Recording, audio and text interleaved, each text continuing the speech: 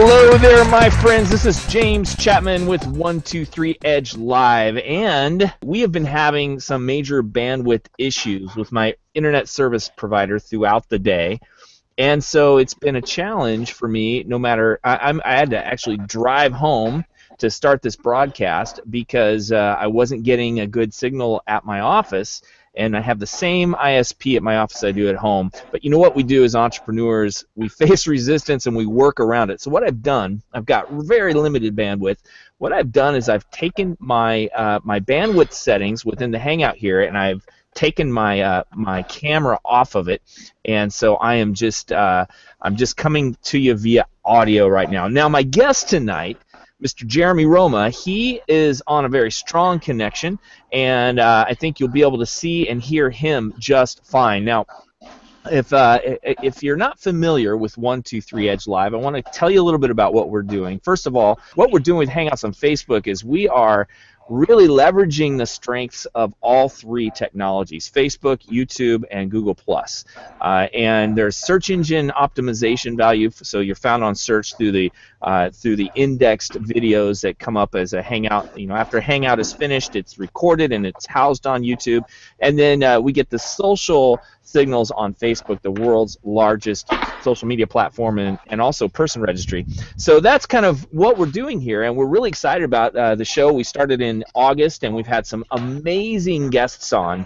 But it gives me great pleasure tonight to have someone who's become a really close friend of mine. I've known him for 3+ years now, and when we first met, we really hit it off because we had a very similar philosophy to life.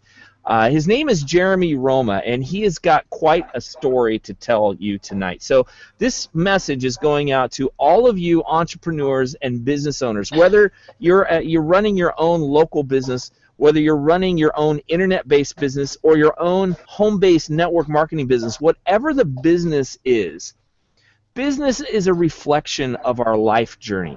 So business and life really go hand in hand, and the entrepreneur's journey is one that is faced with ups and downs. It can almost be a roller coaster ride. And that's one of the things we talk about here on our show. So the goal here tonight is we're going to cover really 3 questions tonight for Jeremy, and or 3 phases of the interview. And then he's going to share with us kind of 3 tools or techniques or systems or something that he uses to get an edge in his life. So I'm not gonna get into his story. I'm gonna let him tell that part of it. But at this point, I'd like to turn it over to Jeremy. And Jeremy, can you hear me okay? Absolutely, James. Hey, it's a privilege to be on, man, and just kudos for you, man, for undertaking this incredible vision of creating a platform for entrepreneurs from all different industries and walks of life, man. And it's exciting to see this thing grow. And I know we talked today about some of the incredible things you've got coming down the pipeline as well. So that is super exciting, and definitely want to say it's, again, a privilege and honor to be here with you, and humbled by the opportunity. You know, James, it's amazing to watch how life unfolds, and I'm very excited to share with the audience today some just some foundations and philosophies that have allowed me to step into some things in my life. You know, and I think the reason I'm humbled to be here today is the little bit of success that we've had in life compared to some of my mentors and the folks that I'm surrounded with. It's definitely a privilege to be on this call, and definitely want to talk today about leading and living from the heart. But life is really taken off, man. We got into the network marketing industry. This is the 3rd company in 20 years that I've been with, and just a few years ago, we got involved with a new venture. And for me, network marketing was the business that I chose my path in after losing a traditional business back in 2003, and we'll talk about that tonight. Just allowed me to really come in and be able to think big, play big, gain some traction in life, and currently launching some other traditional businesses as well. Also, right now, very excited. One of the passions that I have in my life is to be able to help provide emotional health and healing to people that maybe can't typically afford access to good therapists and psychologists and even psychiatrists, families, young people that may be dealing with depression or anger issues, or not understanding how to experience their emotions and communicate their emotions, and just people that are hurting out there. And it's always been a passion of mine to start a movement called the Happy Place, and to be able to provide resources and a place for people to go on a regular basis. And we're in the process of launching phase 1 of that right now. And that's something that's really core passion to my heart. So I think the cool thing about financial freedom and entrepreneurialism is it really frees you to pursue many of the other passions and callings and purposes that light your heart on fire. And we're experiencing that right now as well. And it's been exciting, James. We recently, in fact, just this month, moved to Destin, Florida. This has been my favorite vacation spot in the world for the last decade. And it's incredible that now, I say we've gone from vacation to staycation. I got a beautiful beach home here in Destin, Florida, and just exciting to be able to, walk outside every day and be able to go to a beachfront office, and to be able to enjoy life in this beach community, and be able to work from home, which is what I do. I work from home. So, I asked Kelly a couple of weeks back, I said, hey, if you could live anywhere you want to live, where would it be? And she said, Destin, Florida. And so 3 days later, we were signing papers on a home here in Destin. So life is good, man. We've been traveling the world. We looked today, I think we booked somewhere between, 60 to 80 hotels this year on our Orbitz account, and we've just had a great year of traveling the country, and this year lining up some global traveling as well, internationally. So can't complain, James. Life is good, and it's not just about money, man. Money is important. It's right up there with air and water, as Jim Rohn says. But it's really about freedom, and it's about doing something that excites you. Living life from the heart, being in a rhythm with your authentic self. Really being able to wake up every day and say, today I'm just going to let me live. And as I let me live, wow, I've positioned myself to make money and profit from that, to bring significance and impact in other people's lives. And there's nothing more powerful than be able to wake up every day and say, today I'm going to be the best me that I can be. And to build your life around that has really been what we've been able to do, and what we're doing more of. So that's kind of where we're at now, James. Awesome. Well, you go, man. Keep going. I'm anxious to hear what you have to say tonight. I know you got some really powerful insight to share with us. So, okay, brother. Awesome. Thank you.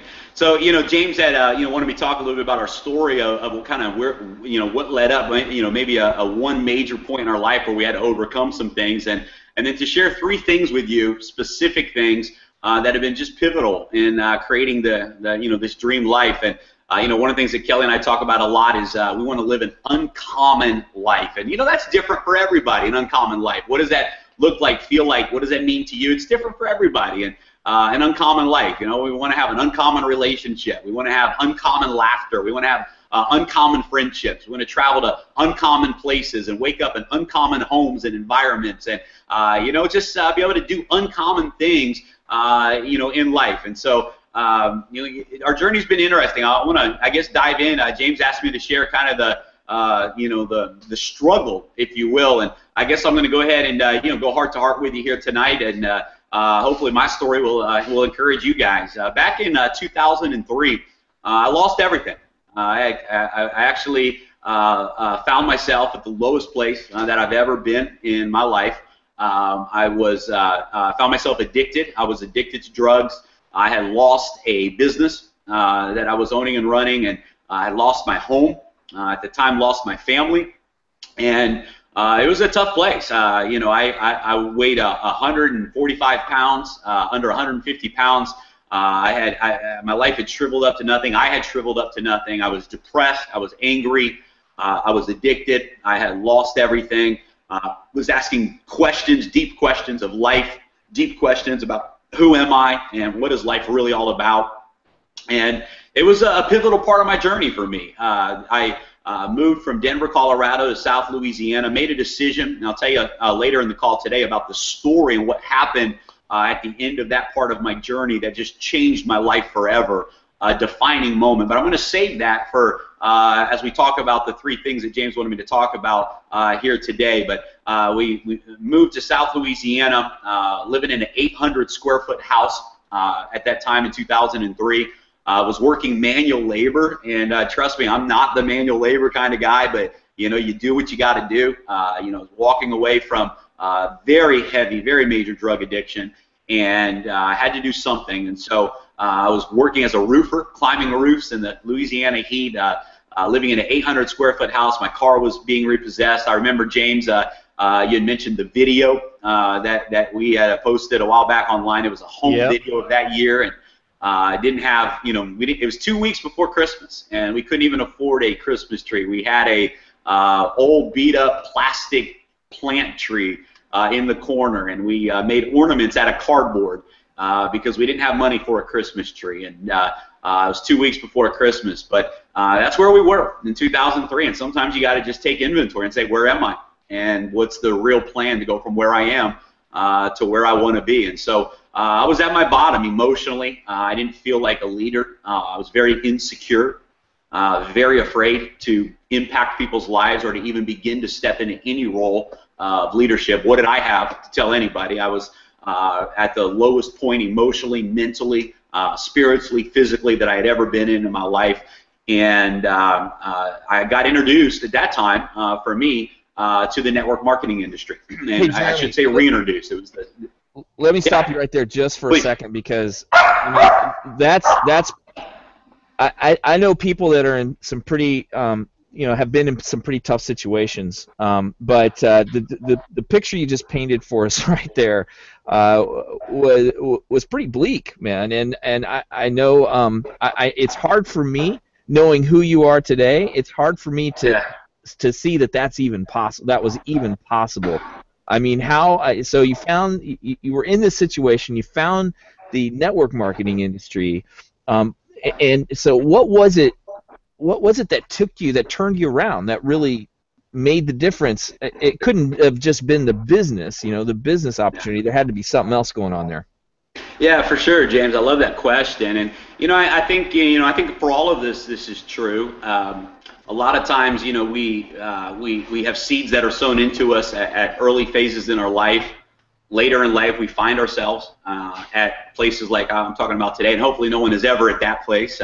But if you are, embrace it. It's part of your journey and part of your story, and it doesn't define you. But there were some seeds, there were some things, and those are definitely some of the three things I want to talk about tonight. What were the foundations, or what were the things that got me to be able to go through that place and turn my life around, become the man that I am today? Not just in business, but I think more importantly as a father, more importantly as a friend, more importantly as a lover. I think that our greatest roles in life are not just how much money we make, but who we become as men and who we become as women on a heart-to-heart level. And I've learned to live life, James, from my heart. I think I turned to drugs in my life at that time because I was tired of life as normal. I knew there had to be more. I knew life had to be more invigorating than what it was for me.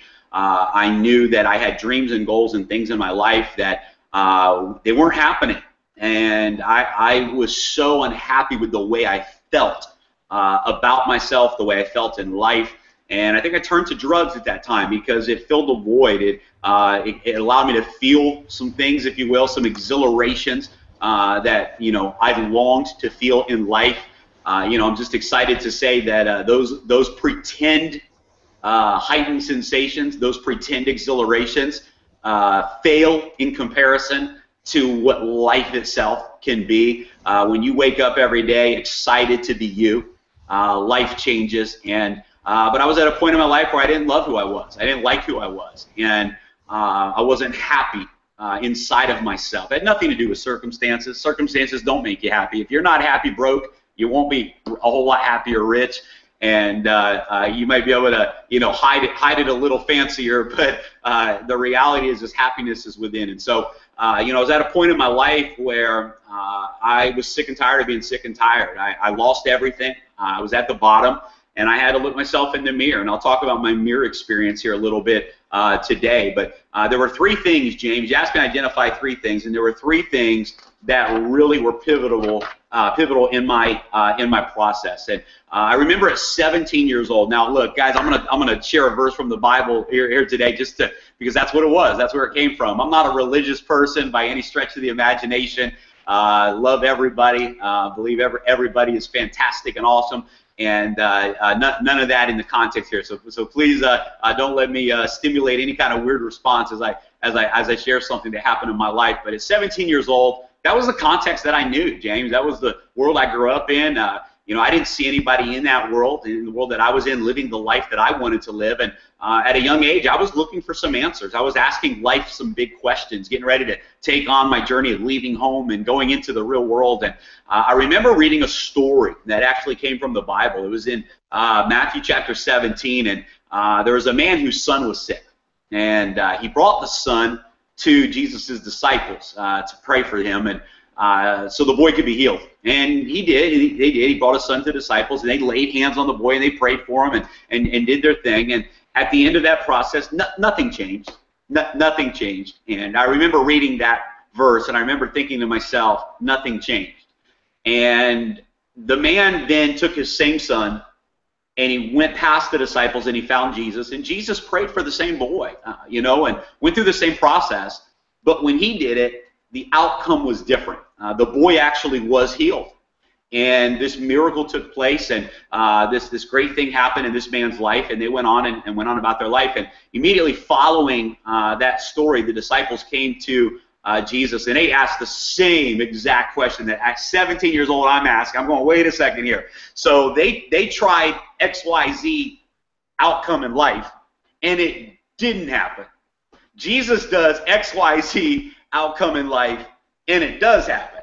And I kind of keyed in, and I said, I want to know why they couldn't get the outcome they wanted, and he was able to get the outcome he wanted. And they asked the same question. They said, why could we not heal the boy? And Jesus went on, and I won't go into details, but he said something that changed my life. At 17 years old, James, a philosophy was implemented in my life that changed my life forever. And he said, nothing is impossible to those who believe. And he even went on to talk about moving a mountain if you believed. And at 17 years old, I had a crisis, but also a breakthrough, and also a new foundation laid in my belief system that began to grow and develop. It was a seed planted that began to grow. I never, to this day, have been able to leave the truth of that moment for me. And that moment was ultimately, in many areas of my life, I am the creator of my outcome. That what does or doesn't happen in my life is completely on me. It's not, is it God's will or not, or is it this or is it that, or was I born into a rich family, or any of that. Based on it was a mountain can move if I believed. Right, based on your belief, right? Based on what you choose to believe. Yeah, based on your belief, and I think, James, that that word is very general. I went on to a continued journey in my life to say, what does that mean? Believe what? What does that mean? Because as I opened my mind and studied philosophy, I saw, hey, it's not about a certain religion. These kind of things are happening all over the world. People are creating change. They're moving mountains, if you will. People are being healed, if that's an issue, if that's somebody's pursuit, and things are happening. All kinds of religions, every part of the world, every background you could imagine, they're happening for people that had all kinds of screw-ups. They're happening for people that did everything right. All of the things that I thought were what determined success or determined outcome had nothing to do with it.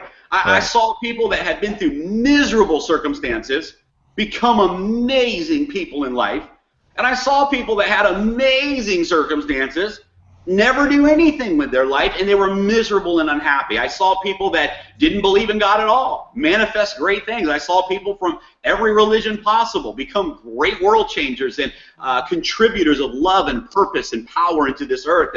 And so my mind began to expand. I said, what does that mean, to believe? To believe what? And as I began to dig deeper into just certain things, there were two books that came into my life the following year. I was off to college and had gotten introduced to network marketing, and there were two books that came into my life that really helped me understand some of this. And the first book, everyone's probably on this webinar has heard and read, and that is Think and Grow Rich by Napoleon Hill.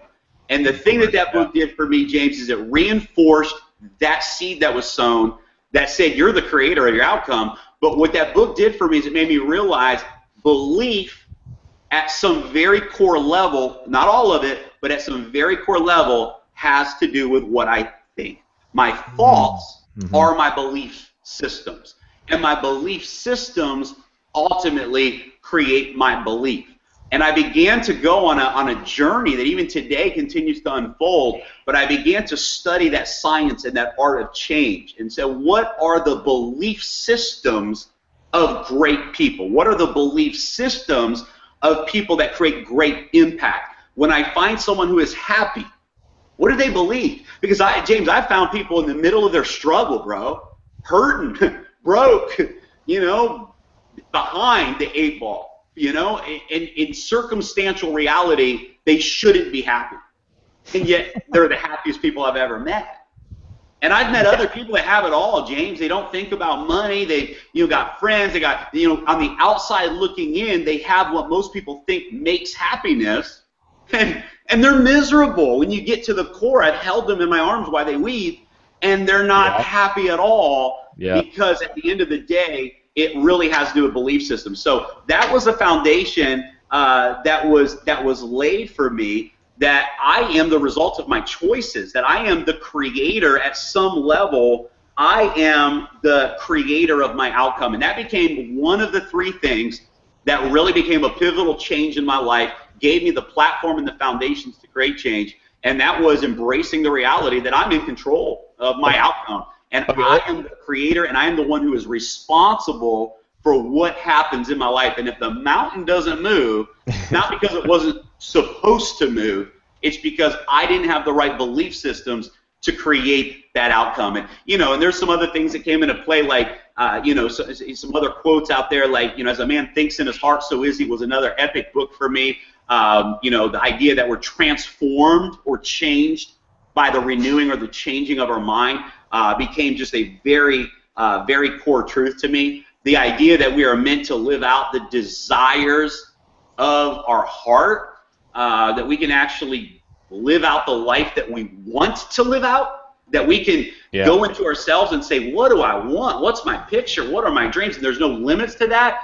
That opened up a whole nother realm of life and living for me. The other book, James, that I want to mention, I'll throw it back to you, was, it's an old one, but it's a good one, is The 7 Habits of Highly Effective People. At 18 years old, I read the book about being proactive versus reactive, and it just reinforced Napoleon Hill, reinforced what Jesus taught, reinforced this new way of thinking for me that said I can go after what I want, and I can be in control of creating myself and my outcome. I can be who I want to be. This is huge, guys, and Jeremy, you're on a roll here, bro. And I've had to kind of adjust my bandwidth connections, trying the camera going back because of the technical situation here. But we're going here, and what I'm picking up here is you were in this dire situation. You were in a pretty bleak situation.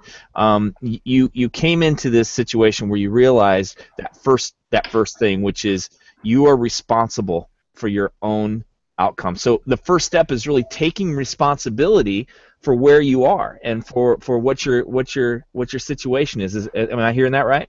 Yeah, that's exactly right. That's exactly right. So taking responsibility, that was the first step for you. So then where did that lead? And I want to ask you too, was there a mentor involved? Was there somebody that kind of got involved in your life? Was it your sponsor? Was it another business partner or somebody personally in your life that said, Jeremy, there's a better way? Always. When the teacher's ready, when the student's ready, the teacher will appear. James, at the end of the day, life is about relationships, man. And, and it's interesting. If you learn how to open your eyes to the world around you, and I'll talk about the second foundation that came into play because it ties into this, but everyone can become your mentor. The guy hurting that's not happy, that's broken and crying in your arms, he was my mentor, man, because I learned from him just as much as I learned from the ones that had the life that I wanted. And so, without a doubt, there were some key people that came into my life early on in the kind of that first phase of movement that I saw living some of these principles out. Yeah. And I saw it kind of in a form of reality, a real person creating the life they want. Coming from where I came from in life, we just didn't see that, and that was heroic to me looking back at some of the men that came into my life at that time. Jeremy, that's a powerful distinction too there, because I haven't thought of it necessarily that way. And that the mentors are not just the people above you that are maybe guiding you or giving you some direction or wisdom, but they're also the people around you that might be struggling that you're helping, right?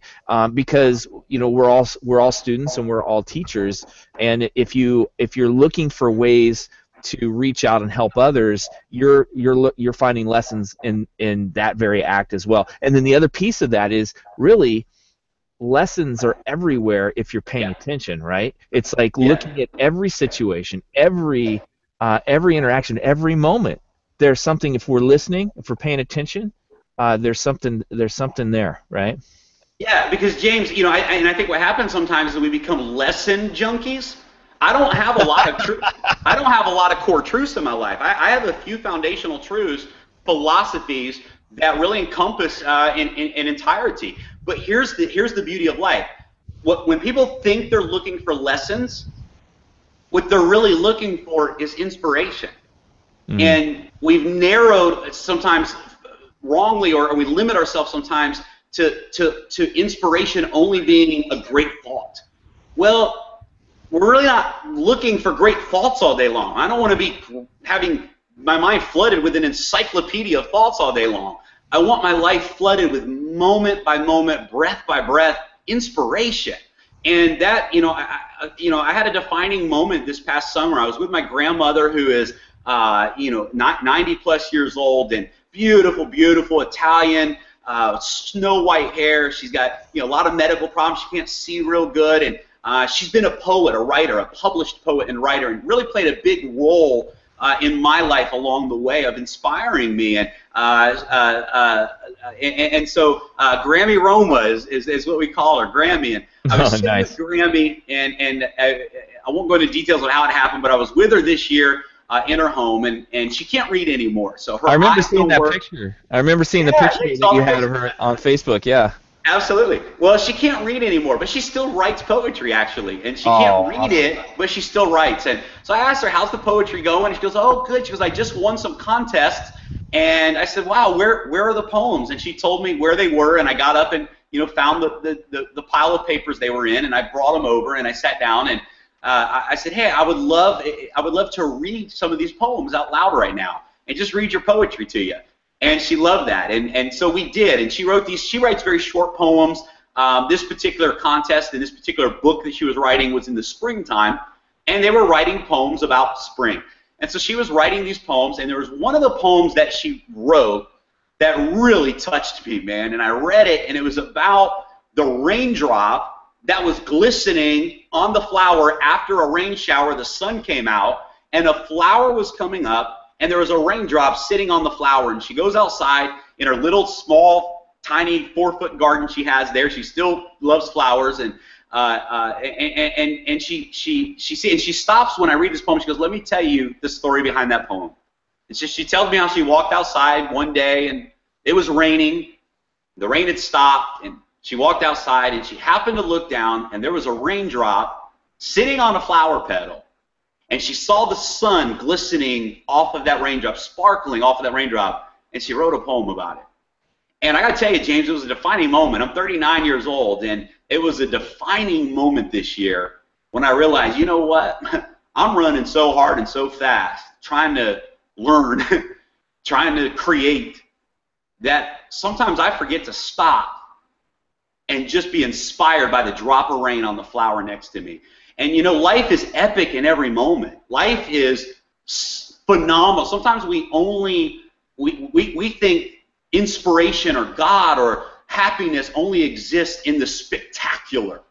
But the reality is it exists all around us. It's sometimes in the most simplest of things if we stop, if we look. And so I'm learning in my life, as I learn to live from my heart, to not just be a learning junkie, a lesson junkie, but to say, I want to be an inspiration junkie. I want the cloud that I see, the rainfall, the sunshine, the sunset, the kid riding his bike down the block, the couple walking, holding hands, the family laughing at the restaurant. Those are life moments around us of inspiration. And life is really meant to be lived from within, and that's what in inspiration is. The word in, it means come from within. And so for me, James, that found that, and I'll talk about that kind of that next phase I went through at foundation, because it kind of ties in a moment. I'll throw it back to you here, but that's really what I believe life is all about. So everyone is my teacher. Everyone is when I see someone hurting, James, it's an opportunity to cry with somebody. Yeah. Yesterday, I wrote a letter to a friend. And I just started crying while I'm writing a letter. And this may not be a big deal to a lot of people, but James, I spent most of my life with no tears, man. I had one mission after another and one success after another, and I had to chase and build and run. And I was so caught up in what I was doing that I forgot to experience what I was being. And I became a human doer, not a human being. And I'm learning more and more that success is not even about the money. Happiness is not about the stuff. It all means nothing if we don't know how to live in every moment and breathe and experience life and happiness in every moment. And so that's a big part of where I'm at today, buddy. That's awesome, Jeremy. One of the things I've always loved about you is your passion, and the fact that you just come directly from the heart. One of the things about you that I love is you often talk about congruency.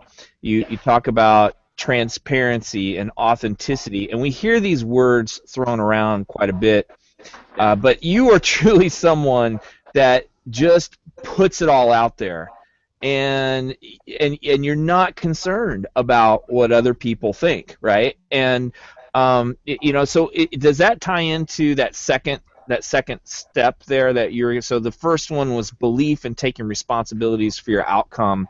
Let's get to number 2 and see where we are there. Is that kind of close to where I'm thinking? So, absolutely. Number 2 and number 3 then will be really exactly where you're going with that last question. But okay, what happened, James, is that I started my journey then going, okay, I'm in control. I'm the creator. And I began to pursue creating the life that I wanted. I realized along the way it wasn't happening for me. It wasn't happening. Things weren't manifesting. I felt like I take 2 steps forward and 3 steps back all the time. And I didn't see abundance. I didn't see leaders being attracted into my life. I didn't see wealth being attracted. I felt like I was just in mud all the time, trying to get where I wanted to go in every area of my life. And I was tired. I was frustrated. I was fighting. I thought it shouldn't be this hard. It's not meant to be this hard. A seed doesn't work this hard to become a tree. A seed doesn't work this hard to become a beautiful flower. I'm working so hard to become great, to become good, to become, worthwhile in this world. What is happening? And what happened in my second pivotal moment, is I realized along the way that something inside of my subconscious belief system, again, remember, you have to believe. Inside of my belief system, I didn't believe I deserved. I didn't believe I deserved bliss. I didn't believe I deserved happiness. I didn't believe I deserved wealth. I mean, why in the world should I have an amazing relationship and an amazing business and a life of abundance and flow and fun and ecstasy and all of that? My dad didn't. He had to work hard his whole life to provide, My grandfather didn't, People around me, a lot of them aren't. Who am I? And I realized I had some subconscious belief systems about my past, about mistakes, quote unquote, mistakes that I made, or people that I hurt along the way, insecurities about myself. Am I good enough? At the core, it was number 2 was an awakening that, holy cow, we're good. You're good. You're good. You're good enough just the way you are. You rock. Your weaknesses, your struggles, the good things about you, quote unquote, the bad things about you, quote unquote, the things that people understand or they don't understand, all of those things that I was judging and measuring myself by, really what was happening, I was dealing with an inner belief system that said I'm not good enough as who I am, that I didn't deserve these things in my life. And at the end of the day, as I narrowed down that number 2 for tonight's show, it really came down to a very, very core part of my belief system here today. I believe that, and I hate to be so narrow with what I'm about to say because I'm not an absolutist very often in my life, but I'm pretty. That's okay. It's what was working for you. Sometimes it's good to be very specific and to know what specifically it is that creates that shift. Absolutely, and people, you see personality test, and they want to put everything in a box, and I'm very hesitant to do that because I think life is very abstract. It's a mystery to be lived. It's not a problem to be solved, and so but this is one area, one truth, if you will, for me that became another foundation, one of my 3 foundations that's allowing me to live in happiness and change my life. And that is, I believe we all have the ability to think or to live life from one of 2 perspectives. And I believe those 2 perspectives are measurement. We can live our life based on measurement, or we can base our life on beauty, perfection. Love is the right word for that. We can base our life, another way of saying it is on judgment, judging ourselves, measuring ourselves, or we can base our life and our perception, our consciousness on unconditional love. I can look at you and I can measure and judge you, or I can look at you and I can realize James is perfect and James is beautiful just the way James is.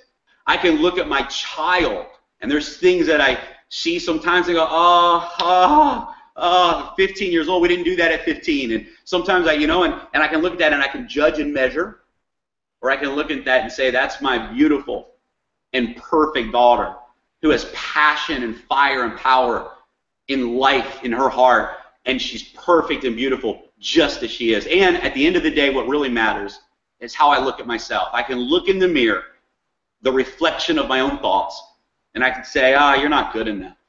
Man, you were a drug addict. Man, you failed. You've made mistakes in your relationships. You've made mistakes as a man. And I can look at myself and my track record of things in the past, and I can find plenty of evidence in my past to say, you're not good enough. And I could spend the rest of my life trying to tilt that scale, and now I'm chasing my value based upon my performance. I'm measuring my value as a person based upon my success or my accomplishment. And what happens is, in that illusion of thought, we're never good enough. We never measure up, and it's why people that chase struggle to be happy. Because no matter how much we get and how much we become, it's not enough. I got to do more, because we're measuring. And so what I've learned is, see, there's a difference between growing and measuring. I love growth. I want to grow and be all that I can be. I want to be ambitious. I want to accomplish. I want to create. I love growth. It's part of who I am. But I've learned to not measure my value as a person based upon my performance in life or in this world. I have a core belief system that says we're all perfect and beautiful at our core. And we are all perfectly imperfect, in that our flaws and our mistakes and our journey is part of a beautiful, perfect process. And I look back over my life now and I say, I wouldn't change anything. Not a single moment of my life. And I've been through some dark places, man. In my life, places I've had to forgive myself for and release things for, and I've looked back over my life and I said, but I wouldn't change any of it, because I grew. I learned how to love myself and receive love unconditionally. I learned how to therefore see others and love others unconditionally. And sometimes in life we have to just stop measuring, and we have to step back and say, you know what, I'm going to love. I'm just going to love right now. And I'm going to look at the circumstance, the situation. We do it in life. We hit a bump in the road. I had a crisis situation in business this year. I told you about it. I had invested $115,000 into a business launch. We had a catastrophe in the process with some products and some things, and it was hard, man. I was leading a crusade, and circumstances outside of my control stopped every ounce of that momentum, and I'm still today plowing and building through that. And I had a lot of people around me go, man, we can't believe this, we can't believe this. And I remember talking to a friend, and I stepped back and I said, look, let me tell you something. What you look at right now as a problem, because you're measuring it, I look at as a preparation. I don't know why we're going through what we're going through right now, but here's what I do know. The universe is serving me because it loves me. God is aligning everything in my life to take us to the next level of giving birth to our dreams and our goals. And so if part of that journey, that process, because here's the thing, as much as I am responsible for the outcome, I'm not in control of the process. None of us are. The process is outside of our control. We control where we're going. But that path and that journey of getting there, oftentimes, although our decisions and choices can certainly steer much of it, oftentimes there are things that are going to come our way that are completely outside of our control. And this was one of those moments. And I said, you know, you look at it as a problem, I look at it as preparation. Here's why. My goal is not 2014. Our goal is to create 1,000 families, empower 1,000 families to never have to say no to anything their hearts want to say yes to. 1,000 families in our team earning financial freedom. So 2014 isn't the end of the game for us. And I am convinced that this problem or this circumstance that we're going through isn't a problem at all. It's a necessary learning and growing experience, because maybe in 2015, we're going to have the biggest breakthrough we've ever had in our lives, bigger than we could even think, ask, or imagine. But if we didn't go through this moment in 2014, we wouldn't be prepared for the moment yet to come in 2015 or 16 or 20 or whenever that journey unfolds. And my point is some folks take circumstances and they measure it and they define it and they go in and oh my God, it's not going to happen. My dream's not going to come true. I got to fix this. Instead of relaxing, taking a deep breath and saying, no, I've already told the universe, I've already set my intention and my energy. This is what my life is and is becoming, and this is who I am. And now whatever process life takes me, it doesn't have the power to change the path that I have chosen. So I have to embrace that the path of life is a necessary path to manifest what I've already chosen to manifest as my outcome. So I go from measuring or judging my problem or my circumstance or myself to loving it, embracing it, and saying, let's walk this path and let's be the same heroes in our problems that we are in our victories, and let's be who we choose to be in the midst of this circumstance, just like we would be if none of this happened at all. So that number 2 for me was a core philosophy that said, I'm not going to eat of the tree of knowledge of good and evil. I'm not going to walk in judgment. I'm not going to walk in measurement when it comes to people and their value, when it comes to myself. And I believe the number 1 core issue most people struggle with is loving themselves for who they are and believing their worth. And especially, James, as entrepreneurs, we're so driven and accomplishment driven that we oftentimes attach our value to our success. I'm thankful for the times in my life where I lost everything, because I've learned how to look in the mirror and love myself in those moments. And guess what? Now that I have a life of abundance, I love myself just as much now as I did then. And none of success, none of the outcome has power to control my emotions and how I feel every day when I wake up. So that was the number 2 foundation for me. I'm good, and I deserve the things I want out of life. Jeremy, who are you? You, my friend, you're like a freight train, bro. When you get going, there's no putting on the brakes. You're rolling. So, but listen. So let me sum this up. By the way, I'm out on my front porch. It's absolutely gorgeous out here. As I sit here and talk to you, I'm noticing the beauty all around me. There's this massive storm rolling in with these big clouds, and it's like all kinds of cool stuff happening. But anyway, what I was going to say is number 2 then is really unconditional love. Right? Unconditional love for yourself, for your circumstances, for others, and it's not measuring and judging that circumstances, that person, that that struggle or that victory against anything, but just but looking at it from a perspective of what's beautiful about this. It doesn't mean that in business we don't manage the numbers. It doesn't mean that we don't set goals. None of that is taken away from that.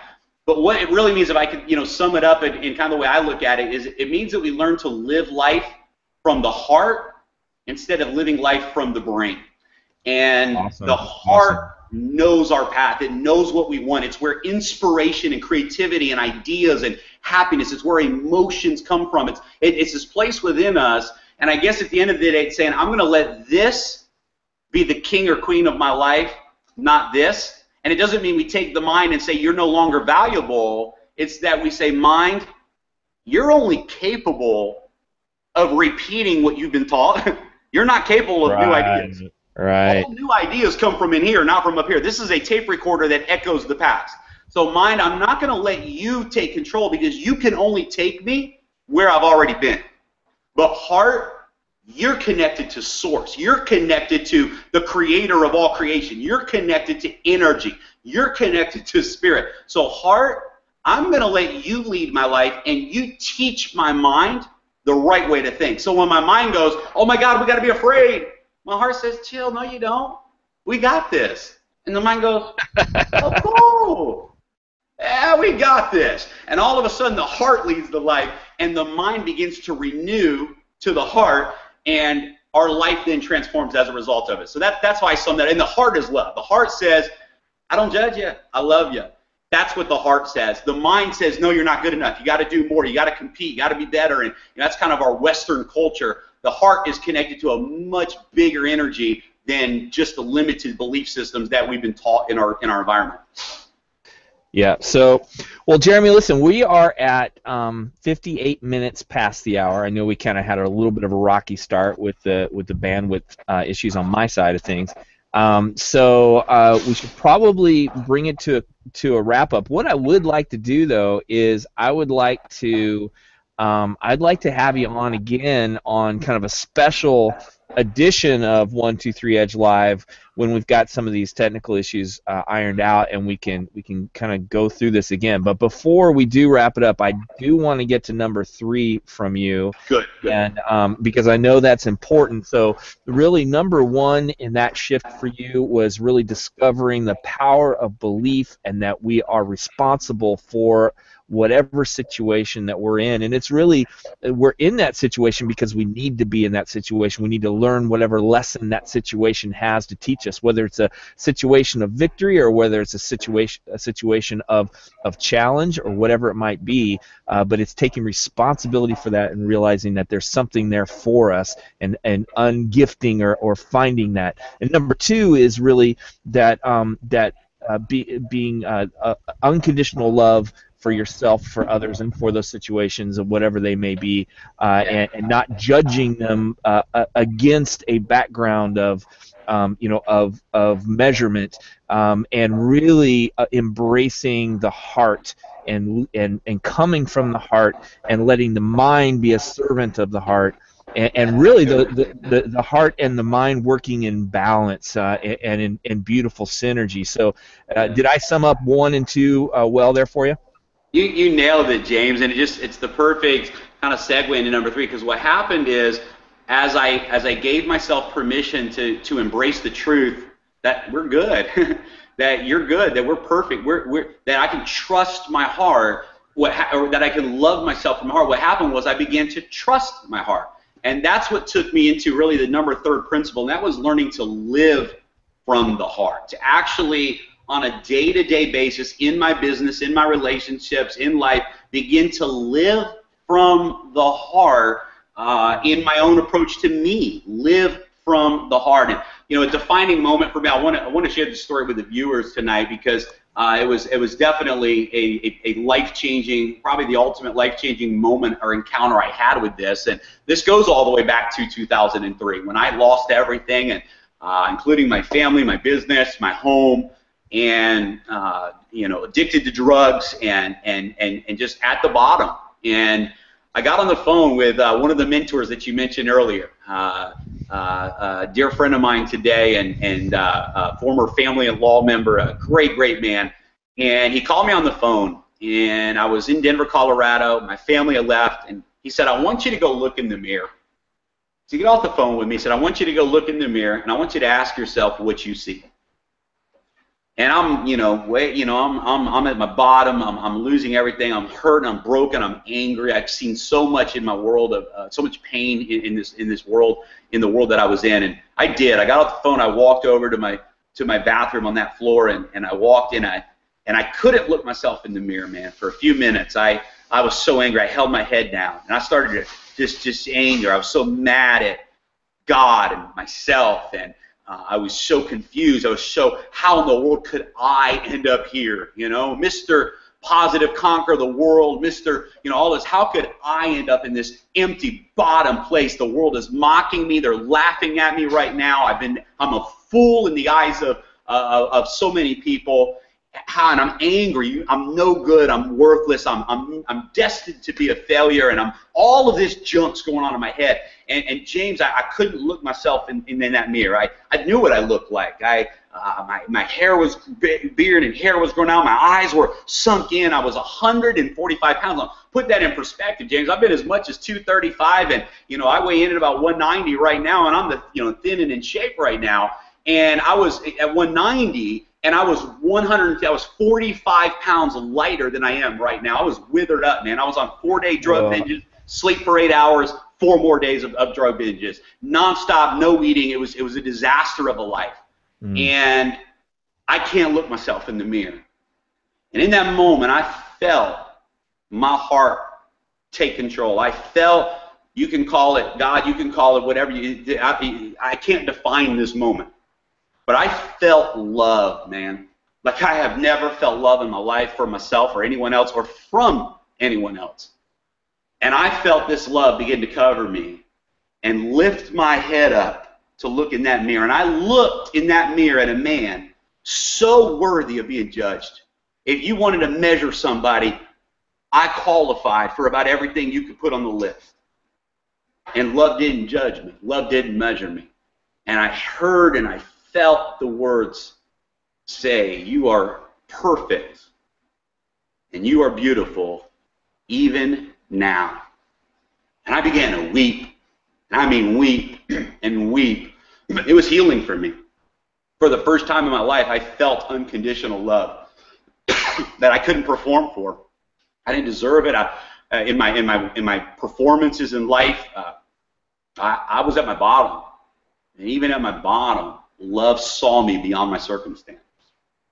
And it took what was up to that point a mental belief system, and it became a eternal, forever foundation in my life that love is real. And I began at that moment to say, I'm going to live life from the heart. And that's the fourth thing here, James, that I wrote down. I'm just going to read off my notes so I don't go on and on here for the sake of time. But as I began to love myself, I also began to trust myself. As I began to love myself, I began to embrace my feelings. I began to say, you know what, it's okay to feel. It's okay to hurt. It's okay to laugh. It's okay to be goofy. It's okay to be serious. It's okay to be passionate, or it's okay to feel numb if that's where you're at. I began to embrace my feelings and just let my feelings live instead of shutting them down with my mind all the time. You can't feel that way. That's not positive. You can't feel that way. That's not good. You can't feel that way. That's weak. Don't cry. And I stopped letting my mind snap my flow of life and said, you know what, I'm going to let my heart live a little bit. I'm going to see what comes out of me if I stop controlling it with this. And I began to trust my feelings. And there's 4 things that happen as a result of that. Number 1, I began to challenge the pain versus pleasure philosophy. Now this is big, James, because and there's a place for it, but in today's kind of psychotherapy, personal development, motivate yourself, and some great men that I respect still today teach this, and there's a place for it. But we've all heard the thing, I'll do more to avoid pain than I will to find pleasure. And we talk about sometimes that desperation is a better motivator than inspiration. I disagree with that now in my life. Now, I've used desperation to motivate me. I felt pain, and I got out of that pain. But what I realized, James, if I believe that I need pain in order to be motivated, guess what I'm going to attract into my life? Oh, yeah. A repeated cycle. Pain. If that's your model,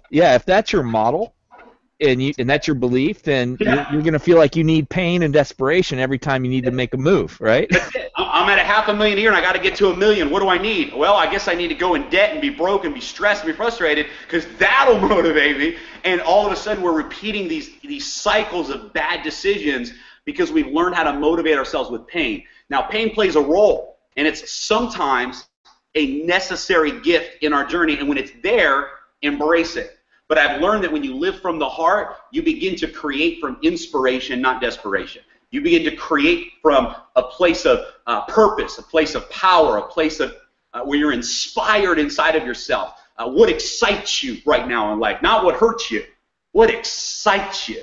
And, I started thinking in my network marketing business, do I want to attract a bunch of people living in pain? That'd be one hell of a team event. Let's all, we're all miserable in pain right now, No, you know what? I want some guys that got their stuff together. I want some guys with wealth. I want some women to join my organization that are leading community organizations and influencing people's lives. I don't just want to surround myself with people trying to get out of their pain all the time. I want to help those people too.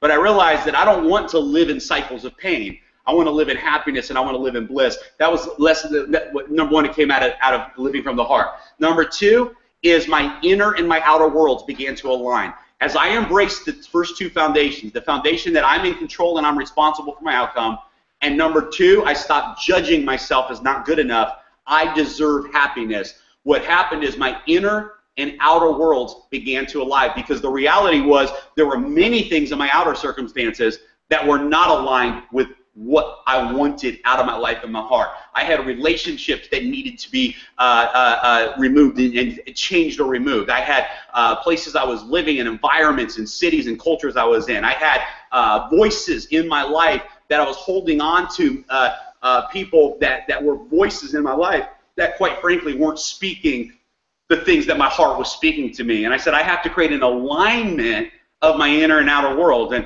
for me, it ultimately meant I need to hear the ocean every night before I go to bed. And for me, it meant I needed to fall in love and find my soulmate and someone who resonates with my heart and my energy. And it meant I needed to find mentors that led from their hearts. I had mentors in the past that led from from measurement, from reward and recognition, and always driving people produce, and I've been in those leaders' environment, and that's not who I am. I'm a down-to-earth leader. I'm an authentic leader. I'm going to let you see my strengths, and I'm going to let you touch my weaknesses. And I'm going to come to you as the real man that I am right here, right now, and I've got nothing to hide. I attracted people into my life that are already living and leading at that level of leadership. My outer world came into alignment with my inner world. The third thing that took place was authenticity. You mentioned that earlier. I was able to begin to lead from the heart. One of my mentors, Holton Buggs, says this. He said, the truth is always good enough. I didn't have to exaggerate. I remember, for example, in my business, December, I made a decision in November that I'm going to come out of retirement and I'm going to lead a movement in our company in this next level. And I made a decision. I'm going to play bigger than I've ever played in my life as a leader. And I got out of my comfort zone. I made major changes in my life and in my outer world so that I could step in and resonate at a new level of leadership. And there was a gentleman that I was talking with and interacting with that was interested in possibly joining our organization. And he's a legend. He's a legend in industry. You know who I'm talking about. And I remember that in that journey, I had the lowest income month that I had in 3 years, that December, when I'm talking to him. It's the first week of January, second week of January. We're talking about the goals we can hit and what we can do and where we can lead. And I'm leading from the front, and he stops. He goes, hey, randomly, he hits me up one day and says, hey, let me ask you a question, just a random question. How much money did you make last month? What was your income last month? James, he didn't know this, but it was the lowest income month I'd made in 3 years. Here I am getting ready to, I'm leading a charge. And right when I get ready to lead the charge, my circumstance in my business takes a dive in the month of December. My numbers drop, and my income, I drop rank in my company, and my check is lower than it's ever been. And I had to give him the real number. I said, I won't say his name. Yeah. But immediately I came back and I said, I made $9,000 last month. I'm talking to him about making $100,000 a month, right? I'm talking to him about 7 figures a year and where we're going. He says, how much did you make last month? And I was so excited about that moment because there was a time in my life where I would have bullshitted. There was a time in my life where I would have said, I would have told him what I made in November or October, right, instead of December. He didn't ask what did you make in November. He said, what did you make last month, December? And I gave him the real number. I had a moment where I said, I was scared to tell him. But within seconds, I said the truth, because my mentor taught me, Holton Buggs taught me, the truth is good enough. See, I didn't measure myself. I was no less valuable as a leader with the number of my low month than I was if that number had been $100,000. Because if you're going to value me as a leader on my performance, you're judging and measuring me. And you haven't connected yet to my heart. I told him the truth, and a week later he joined our organization, has become the fastest growing organization that I've ever had in network marketing over the last 6 months, and it's been epic what's taken place as a result of that. And we talked about it later, and the reality is it was a defining moment, because he knew as well as I did that most networkers probably would have lied in that situation, and I didn't. I told the truth, and I thank my mentors for that.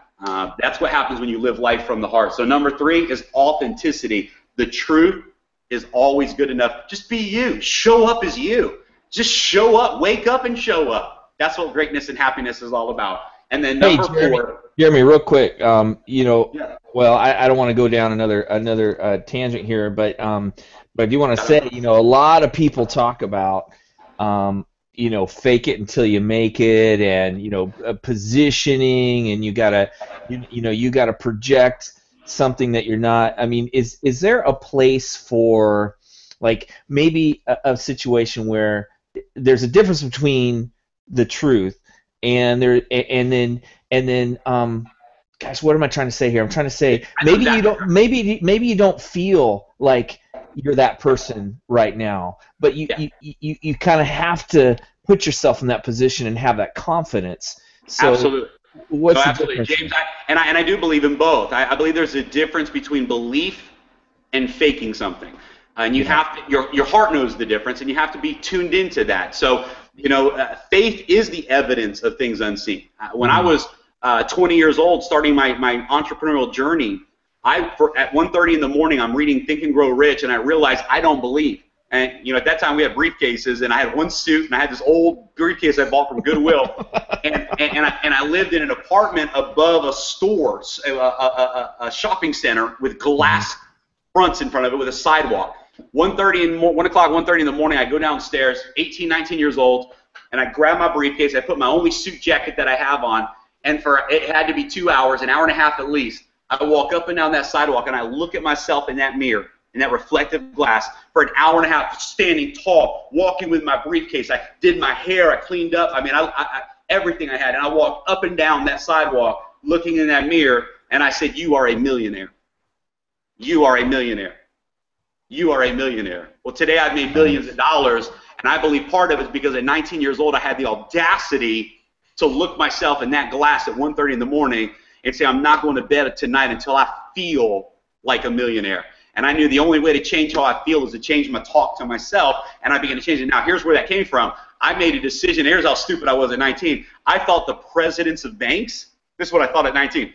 If you're a bank president, you're the most successful person in the world. That's what I thought, because you're the president of the bank. I didn't realize that you've been around for 30 years, you started as a cashier, and you got promoted to corporate America, and that you're on a salary job like everyone else, right? But you're the bank president. So I'm in my first network marketing company. I'm 19 years old, and I said, tomorrow I'm going to do a presentation to a bank president.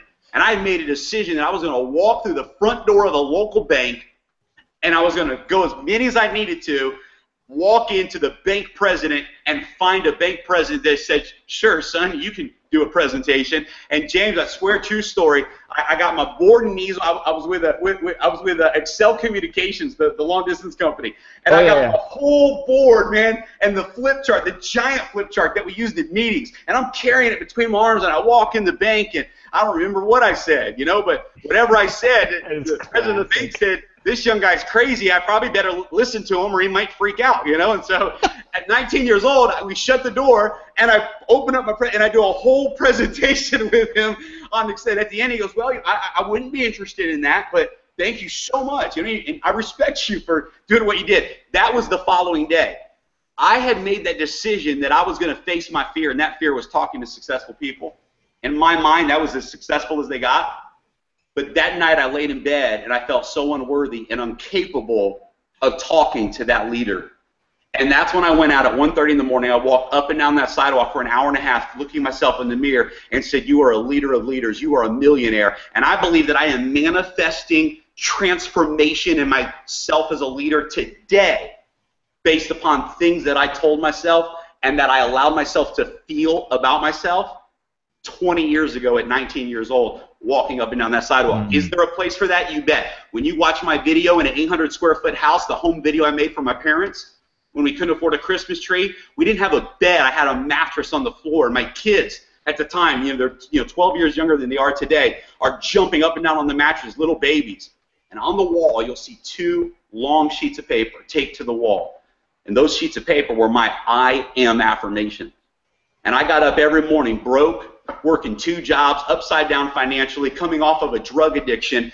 And every morning, every night, I looked at that list and I read it over and over until I felt it. I am a wealthy man. I am a leader of leaders. I am an amazing father. And I began to affirm I deserve abundance in my life. And every day I told myself over and over and over and over the truth that my heart knew, but my mind couldn't get it yet.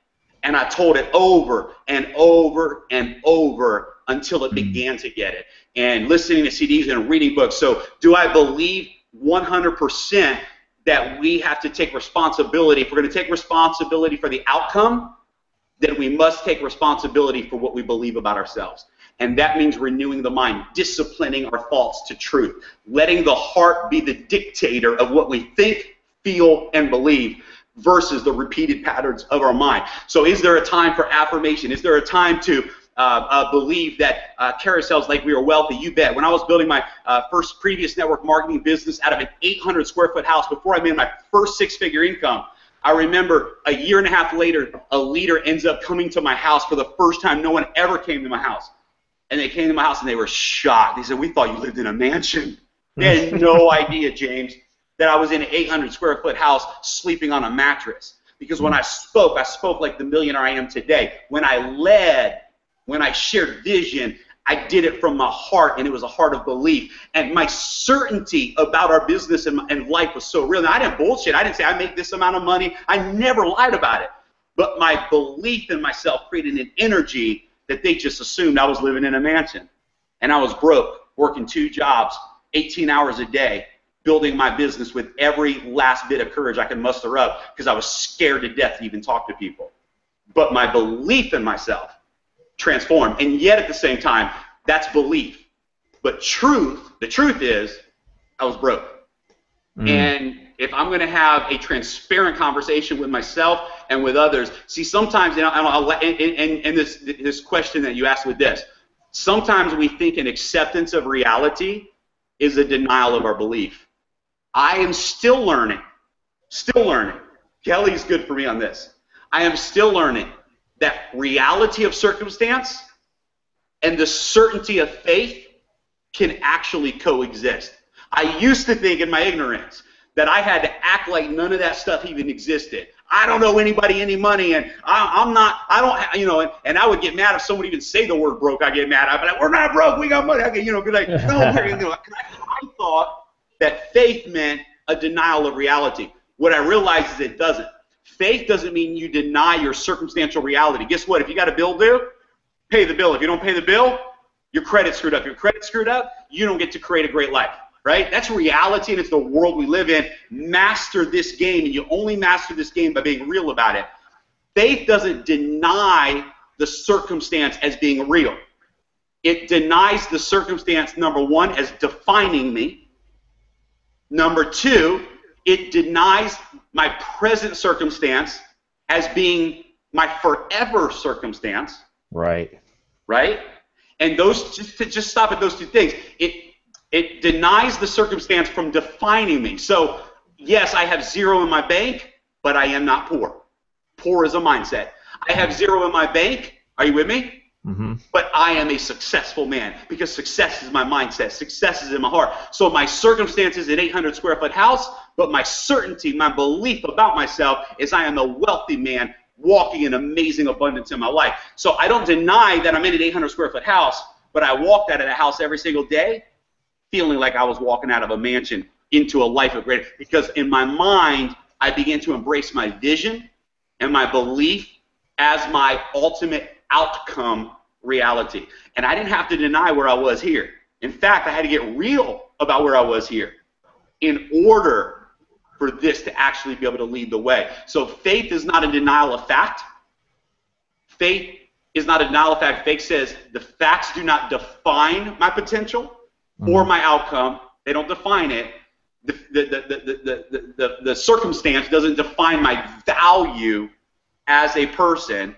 And then number two, the belief doesn't deny the facts of where it is that I'm going or the outcome that I'm capable of creating in my life. It doesn't define who I am, and it doesn't define the outcome that I'm going after. So I know we took a rabbit trail, but James, we're recording this. This might help somebody on playback. So I'm great with it. Awesome, Jeremy. So let me ask you this: you were about to wrap it up, and with your last point there.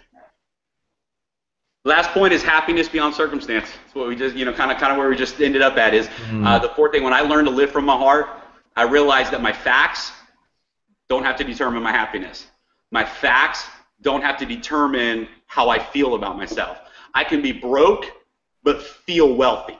I can be struggling, but know that my struggle is only a short-term part of my forever destiny, which is becoming wealthy and abundant. So I learned that my happiness isn't circumstance-based, and I learned how to be happy in every state that I was in, that happiness was an inward condition. Now, I take better pictures smiling in nicer homes, and I feel like I look better wearing nicer clothes.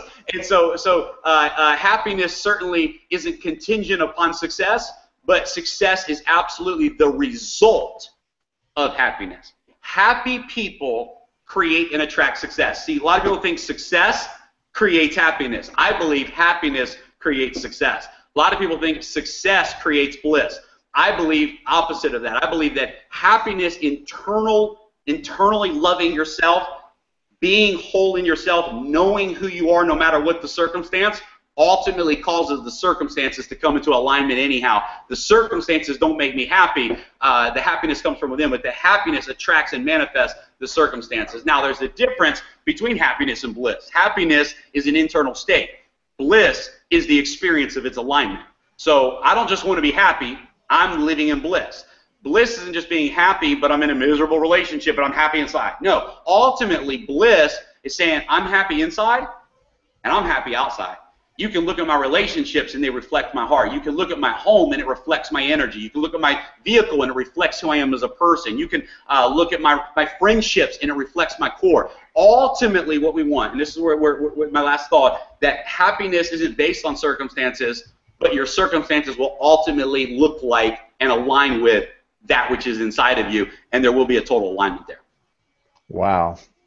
Jeremy, I can see, I mean, you're sweating over there. You have been on. I love it. I do this every time I do a presentation or training. I have to bring a change of clothes, James. I get excited, man. I put my passion into it, and that's okay, man. It feels good. No, I love it. I love it. I want to thank you. I want to thank you deeply for coming out here, just being so real.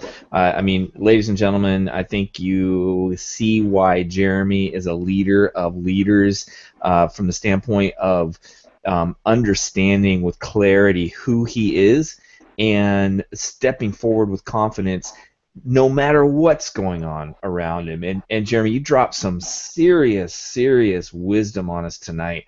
I'm going to have to go back and rewatch this, and I mean, I pulled out some real nuggets tonight, and I mean, the biggest one I think is the truth is always good enough, and I mean, that's so true, and that I think that really defines this whole interview tonight, is just you being right out there. You know, you're the same tonight as you are when we're talking, and you know, when I've seen you on stage speaking to thousands of people, you're the same guy everywhere and at every moment. So and let me just say this too real quick, James, because I'd be amiss if I left this out. It's in my notes, and it's important that I share this tonight too.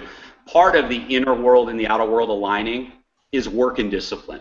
You know, this idea that I can think my way to wealth, this idea that, you know, the law of attraction, and I just have to look at pictures every day hanging on a vision board and I'm going to get them, that's half the story. Inspiration creates action. Motion and emotion are tied together.